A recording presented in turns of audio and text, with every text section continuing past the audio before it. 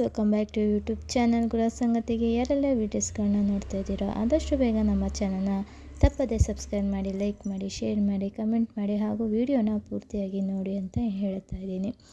ಮದುವೆ ಆಗದಿದ್ದರೆ ಮತ್ತು ವಿವಾಹ ತೊಂದರೆ, ಸಂತಾನ ಪ್ರಾಪ್ತಿ ಆಗದಿದ್ದರೆ ಎಲ್ಲರಿಗೂ ಒಂದಲ್ಲ ಒಂದು ಸಮಸ್ಯೆ ಕಾಡ್ತಾನೆ ಇರುತ್ತೆ. ಮದುವೆಯಾಗದಿದ್ದರೆ ಮತ್ತು ವಿವಾಹ ಕಾರ್ಯಗಳಿಗೆ ತುಂಬಾ ಅಡೆತಡೆ ಬರುತ್ತಿದ್ದರೆ ಸುಲಭವಾಗಿ ಈ ವ್ರತವನ್ನು ಆರಂಭಿಸಿ ತುಂಬಾ ಬೇಗ ಪರಿಹಾರ ಸಿಗುತ್ತೆ ಅಂತ ಹೇಳಲಾಗಿದೆ. ಮದುವೆ ಮುಂದೂಡುವುದು ಹಾಗೆ ಮದುವೆ ಆಗದಿದ್ದರೆ ಈ ವ್ರತ ಮಾಡಿಕೊಳ್ಳಿ. ಸಾಮಾನ್ಯ ಸಮಸ್ಯೆಯಾಗಿದೆ ಅಂತಲೇ ಹೇಳಲಾಗಿದೆ.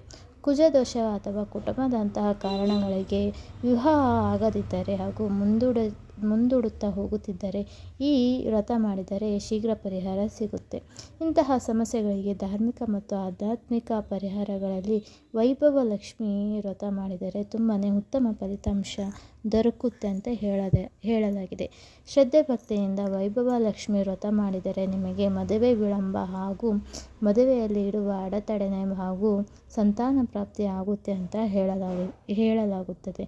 ನವದಂಪತಿಗಳಿಗೆ ತುಂಬಾ ಅತ್ಯಂತ ಸುಲಭ ಹಾಗೂ ಸರಳ ಮಾರ್ಗನ ವೈಭವ ಲಕ್ಷ್ಮಿ ವ್ರತ. ಬನ್ನಿ ಹೇಗೆ ಆಚರಿಸುವುದು ಎಂಬುದನ್ನಾಗಿ ನಾವು ನಮ್ಮ ವಿಡಿಯೋದಲ್ಲಿ ಮಾಹಿತಿನ ನೀಡ್ತಾ ಇದ್ದೇವೆ. ಆದಷ್ಟು ಬೇಗ ನಮ್ಮ ಚಾನಲ್ನ ಪೂರ್ತಿಯಾಗಿ ಶೇರ್ ಮಾಡಿ ಹಾಗೂ ಪೂರ್ತಿಯಾಗಿ ನೋಡಿ ಅಂತ ಹೇಳಲಾಗಿದೆ. ಬನ್ನಿ ವೈಭವ ಲಕ್ಷ್ಮಿ ವ್ರತ ಮಾಡುವುದು ಹೇಗೆ ಅಂತ ಹೇಳಲಾಗಿದೆ.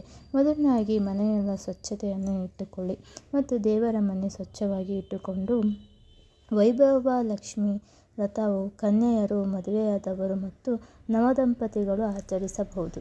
ಈ ವ್ರತವು ಕೇವಲ ಶೀಘ್ರ ವಿವಾಹಕ್ಕೆ ಮಾತ್ರವಲ್ಲದೆ ಸಂತಾನ ಪ್ರಾಪ್ತಿ, ಕುಟುಂಬದ ಏಳಿಗೆ, ಸಿರಿ ಸಂಪತ್ತು, ಆರ್ಥಿಕ ಸಮಸ್ಯೆಗಳ ನಿವಾರಣೆ ಮತ್ತು ಕೀರ್ತಿ ಪ್ರತಿಷ್ಠೆಗಳಿಗೂ ಶ್ರೇಯಸ್ಕರವಾಗಿದೆ.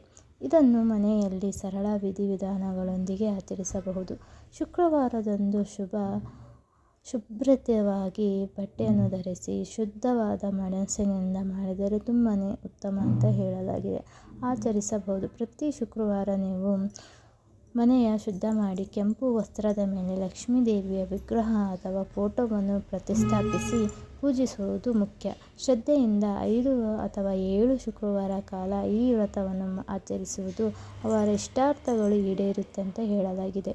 ಬನ್ನಿ ಕೆಂಪು ವಸ್ತ್ರದ ಮೇಲೆ ಲಕ್ಷ್ಮಿಯನ್ನು ಪ್ರಾರ್ಥಿಸಿ ಪ್ರತಿ ಶುಕ್ರವಾರ ಸಿಹಿಯಾದ ಪದಾರ್ಥ ನೈವೇದ್ಯಕ್ಕೆ ಇಟ್ಟು ಮಂಗಳಾರತಿಯನ್ನು ಮಾಡಿ ನಿಮ್ಮ ಸಂಕಲ್ಪದ ಹಾಗೆ ಒಂದು ಕರ್ಪೂರವನ್ನು ಬೆಳಗಿಸಿ ವ್ರತವನ್ನು ಪ್ರಾರಂಭಿಸಿ. ಪ್ರತಿ ಶುಕ್ರವಾರ 5 ಶುಕ್ರವಾರ ಅಥವಾ 7 ಶುಕ್ರವಾರ ನೀವು ಹೀಗೆ ಪ್ರತಿ ಮಾಡುತ್ತಾ ಹೋದರೆ ನೀವು ಅಂದುಕೊಂಡ ವಿವಾಹ ಹಾಗೂ ಸಂತಾನ ಪ್ರಾಪ್ತಿಯು ಈಡೇರುತ್ತೆ ಅಂತ ಹೇಳಲಾಗಿದೆ. ಶ್ರದ್ಧೆ ಭಕ್ತಿಯಿಂದ 5 ವಾರ ಶುದ್ಧ ಮನಸ್ಸಿನಿಂದ ಮಾಡಿದರೆ ನೀವು 5 ಶುಕ್ರವಾರ ಲಕ್ಷ್ಮಿಗೆ ಅತ್ಯಂತ ಪ್ರಿಯವಾದ ನೈವೇದ್ಯ ಸಿಹಿ ಪದಾರ್ಥ ಯಾವುದಾದರೂ ಸಿಹಿ ಬೆಲ್ಲದಿಂದ ಮಾಡಿದ ಪದಾರ್ಥವನ್ನು ನೈವೇದ್ಯ ಮಾಡಿ ತುಪ್ಪದ ದೀಪವನ್ನು ಹಚ್ಚಿ ಲಕ್ಷ್ಮಿಯನ್ನು ಆರಾಧಿಸಿ ಶ್ರದ್ಧೆ ಭಕ್ತಿಯಿಂದ ಪ್ರತಿ ಬೆಳಗ್ಗೆ ಹಾಗೂ ಸಂಜೆಯ ವೇಳೆ ತುಪ್ಪದ ದೀಪ ಹಚ್ಚಿ ವಾರವನ್ನು ಮಾಡಿದರೆ ನಿಮಗೆ ತುಂಬಾ ಒಳ್ಳೆಯದಾಗುತ್ತೆ ಅಂತ ಹೇಳಲಾಗಿದೆ.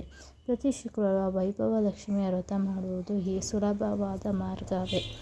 ಬನ್ನಿ ಈ ವ್ರತ ಶ್ರದ್ಧೆ ಭಕ್ತಿಯಿಂದ ಮಾಡಿ ನಿಮ್ಮ ಸಮಸ್ಯೆಗೆ ಪರಿಹಾರ ತಂದುಕೊಳ್ಳಿ ಅಂತ ಹೇಳಲಾಗಿದೆ.